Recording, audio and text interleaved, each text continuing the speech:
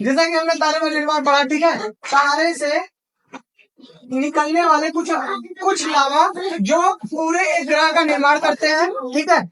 हमें अब देखना है पृथ्वी का विकास, मतलब पृथ्वी का विकास कैसे हुआ। पृथ्वी पहले एक लावे के समान था, ठीक है।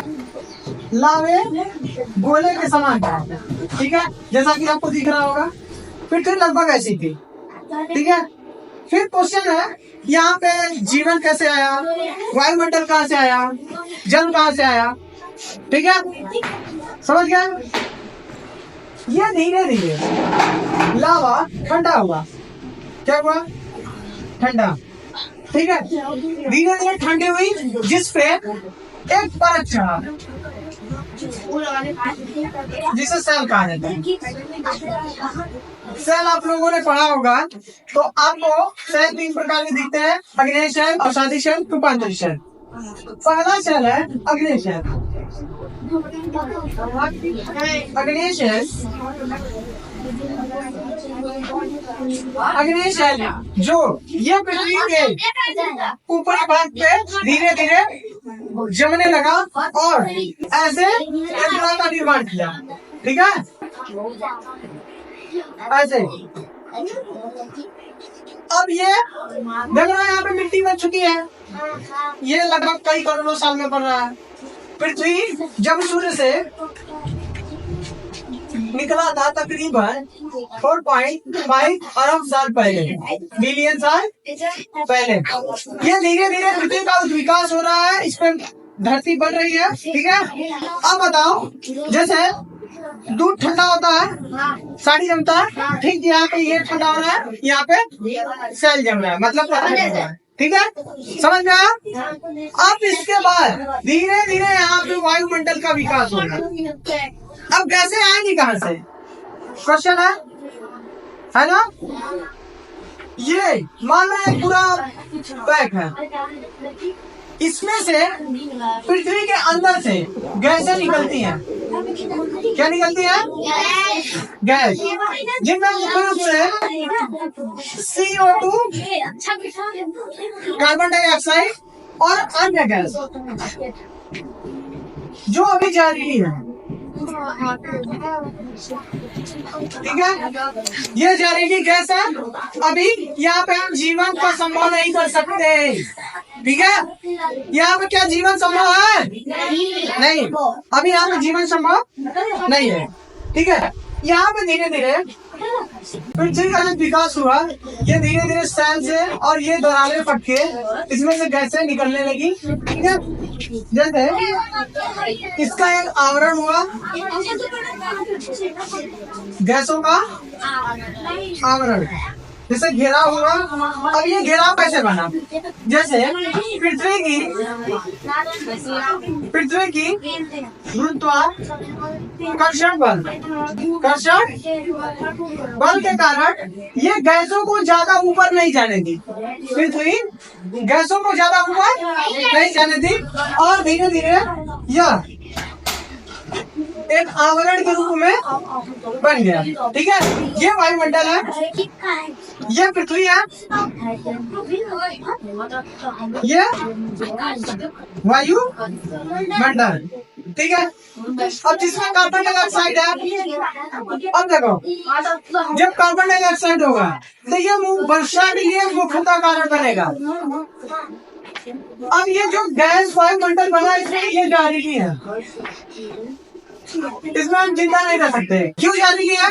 क्योंकि जल की दरारें फट के आ रही हैं, इसमें धूल पड़ेंगे, धूल व कार्बन डाइऑक्साइड, CO2 और भी अन्य गैस है जो वायुमंडल को एक जीवन देने के लिए योग्य नहीं है, ठीक है। फिर आगे क्या होता है कि धीरे धीरे यहाँ पे वाष्पीकरण होना स्टार्ट हो जाता। वाष्पीकरण का मतलब वाष्पीकरण, ठीक है।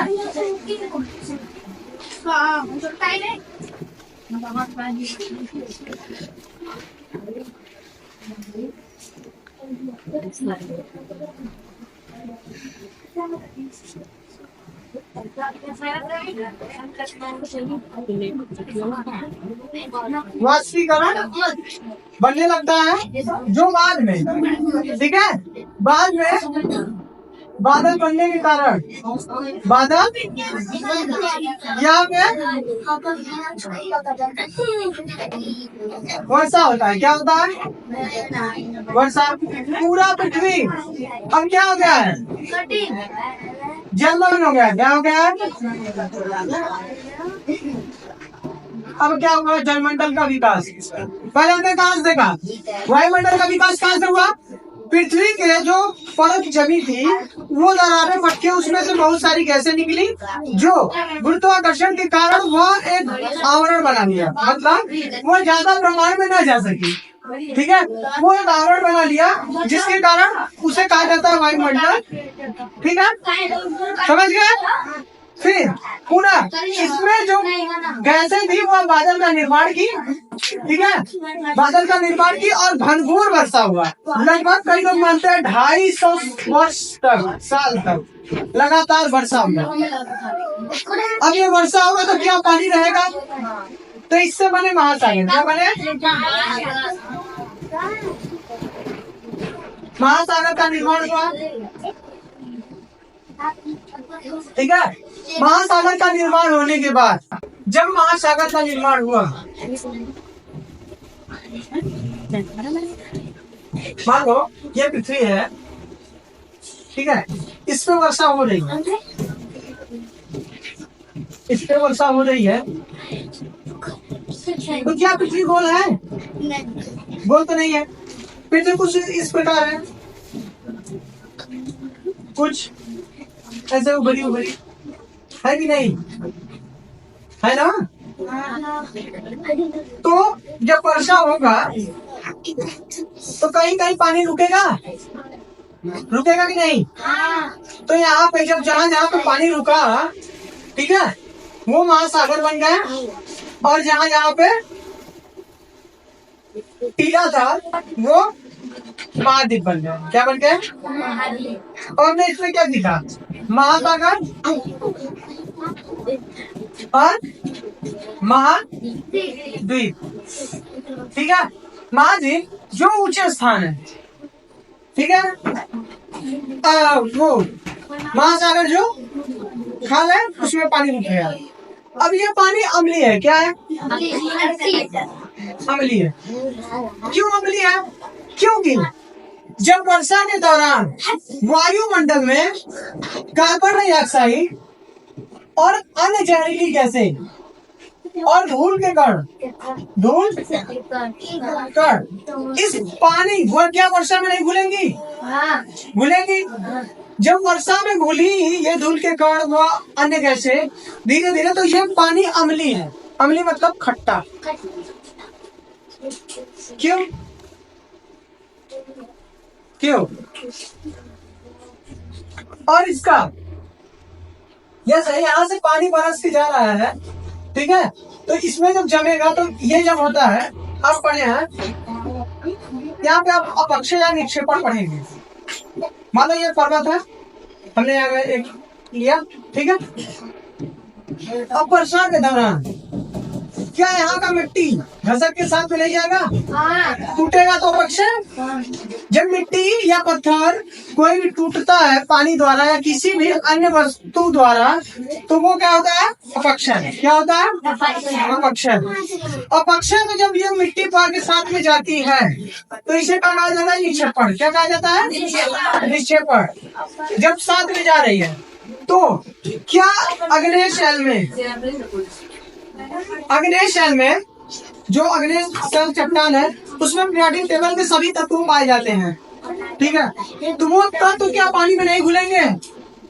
घुलेंगे। इसी कारण पृथ्वी उस समय जल कैसा है? नीला नहीं है। सॉरी, नीला, पृथ्वी नीला नहीं है, वो बल्कि पीला है। क्यों? क्योंकि अब नदियों में बारिश के समय देखेंगे तो नदियां का रंग मटमैला हो जाता है क्योंकि उसमें मट्टी बह के जाता है। उस समय भी जाता था, इसी कारण वहां पे मिट्टी मटमैला हो गया। ठीक है, चलो बंद करो।